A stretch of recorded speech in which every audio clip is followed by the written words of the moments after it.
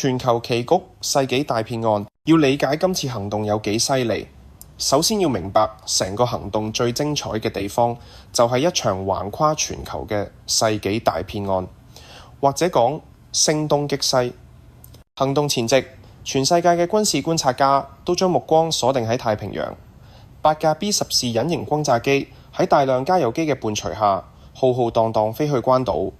所有人都覺得攻擊路線已經好明顯，就係經印度洋北上突襲伊朗南部。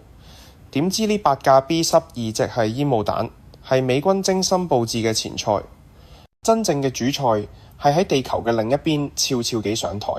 真正嘅主力打擊編隊總共7架 B-12，佢哋運喺日常飛去歐洲嘅機隊入邊，向東跨越大西洋，利用夜色同無線電靜脈飛過地中海，再從伊朗嘅西部邊境進入。呢條路線非常之聰明，因為伊朗嘅防空主力都部署喺南部同東部，防備嚟自美軍基地同航母嘅攻擊。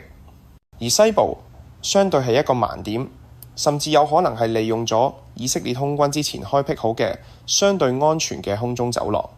成個行動就好似一首交響樂，參與嘅飛機超過125架。除咗主角 B-12之外，仲有超過40架好似工蜂一樣嘅空中加油機 KC-135 同新一代嘅 KC-46，佢哋組成咗一條橫跨大西洋嘅空中油站走廊，確保 B-12有足夠油料完成呢次超長途奔襲。仲有負責開路嘅 F-22-22 EA-18G 咆哮者，